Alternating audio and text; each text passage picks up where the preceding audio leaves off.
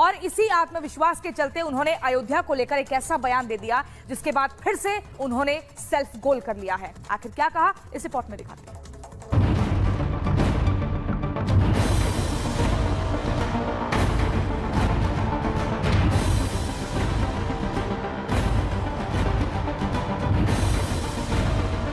जो मूवमेंट अडवाणी जी ने चालू की थी, उस मूवमेंट को, जो जिसका सेंटर अयोध्या था, उस मूवमेंट को इंडिया गठबंधन ने अयोध्या में हरा दिया है। ठीक सुना आपने। ये नेता विपक्ष राहुल गांधी की जुबान है जो लगातार तीसरी बार चुनाव हारकर भी अति आत्मविश्वास में हैं। 99 सीटें जीतकर ऐसे इतरा रहे हैं कि मानो कांग्रेस ने बीजेपी को सत्ता से बेदखल कर दिया हो।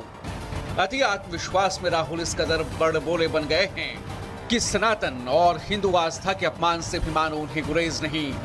जो राहुल और कांग्रेस राम मंदिर तक नहीं गए, राम का नाम लेने से भी कतराते रहे, राम के अस्तित्व पर ही जिस दल ने कभी सवाल उठाए थे, उन्हें अब अयोध्या की बहुत याद सताती है। इसलिए तो राहुल गांधी ने गुजरात में बीजेपी पर हमला बोलने के चक्कर में राम जन्मभूमि आंदोलन पर ही सवाल उठा दिए। राहुल ने गुजरात में कहा कि अयोध्या में उनकी जीत राम मंदिर आंदोलन की हार है और ऐसी ही जीत वो गुजरात में दर्ज करेंगे। जरा एक बार फिर सुनिए राहुल का ये सियासी बयान। लिख के ले लो, कांग्रेस पार्टी की जो आत्मा है वो गुजरात के चुनाव में लड़ेगी और नरेंद्र मोदी और बीजेपी को गुजरात में जैसे हमने अयोध्या में हराया है, वैसे ही हम गुजरात में इनको हराने जा रहे हैं।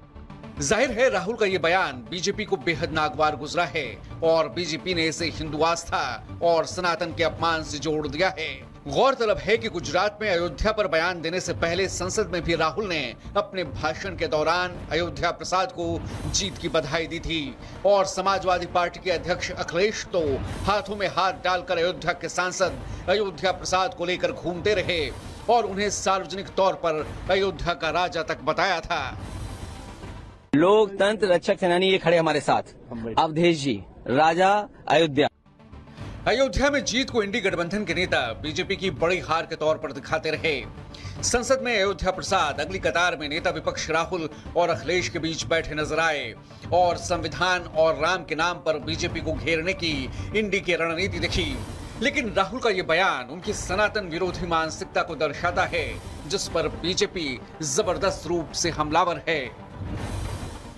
राहुल गांधी को जब से 99 सीटें क्या मिली है, तो लीडर ऑफ ऑपोजिशन एलओपी की तरह कम और लीडर ऑफ पोलराइजेशन की तरह ज़्यादा बोल रहे हैं।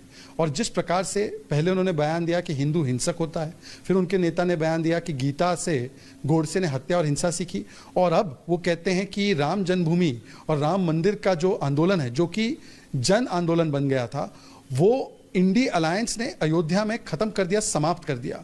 ये तो हजारों करोड़ों लोगों की जन भावनाओं को ठेस पहुंचाने वाला बयान है। मैं मानता हूं कि देखिए ये अहंकार है और श्रीमान नेता प्रतिपक्ष राहुल गांधी जी का अहंकार चिल्ला चिल्ला के बोल रहा है। जिस प्रकार से ये चीख चीख के सदन में बोलते हैं, उसी प्रकार से जनता के बीच में इनका अहंकार चिल्ला चिल्ला के बोल रहा है। देखिए वो स्वप्न देख रहे हैं, स्वप्नवत जो है, स्वप्नाभास है उनका। गुजरात में क्या उनको पूरे देश में हराया जाएगा। आचार्य प्रमोद कृष्णम, हिमंता बिस्व शर्मा और अमित मालवीय जैसे नेताओं ने राहुल के इस बयान के लिए करारा प्रहार किया है।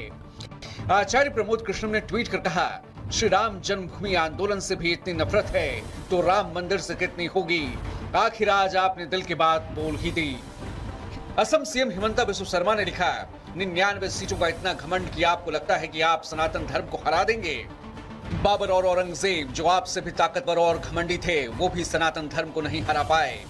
अमित मालवीय ने लिखा है कि बालक बुद्धि राहुल गांधी दावा कर रहे हैं कि इंडी गठबंधन ने राम जन्मभूमि आंदोलन को, जिसका केंद्र अयोध्या था, हरा दिया है। आखिर राहुल गांधी को हिंदुओं से इतनी नफरत क्यों है?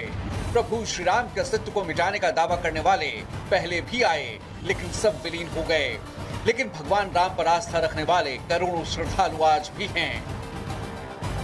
राहुल गांधी ने अयोध्या की जीत को जिस तरह से राम मंदिर आंदोलन से जोड़ा है, उससे एक बार फिर यही लगता है कि राहुल गांधी सनातन, अयोध्या और प्रभु श्री राम के अपमान की सीढ़ियां चढ़कर गुजरात में अपना झंडा बुलंद करने का सपना देख रहे हैं। अब सवाल ये है कि क्या गुजरात की जनता सनातन का अपमान करने वाले राहुल गांधी को गुजरात में टिकने देगी? कल राहुल के गुजरात दौरे में कम कार्यकर्ताओं के जुटने की वजह से राहुल को अपनी बाइक रैली तक कैंसिल करनी पड़ी, लेकिन फिर भी राहुल के हसीन सपने बरकरार दिखे। राहुल के इस उत्साह पर बीजेपी ने तंज कसा है। जब लोग उनके स्वागत के लिए आए नहीं, बाइक रैली कैंसिल करनी पड़ी, और जो हजारों लोग का वादा दिया था पूरे राज्य से लाने का प्रयास किया गया, लेकिन मात्र और मात्र कुछ संख्या में कांग्रेसी कार्यकर्ता जुड़े।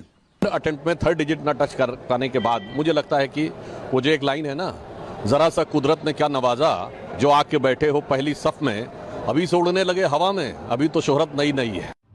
लोकसभा में बहस के दौरान राहुल गांधी ने बीजेपी को गुजरात में हराने का चैलेंज दिया था। अब उसी चैलेंज को पूरा करने के लिए राहुल गुजरात में हाथ पांव मार रहे हैं। सियासत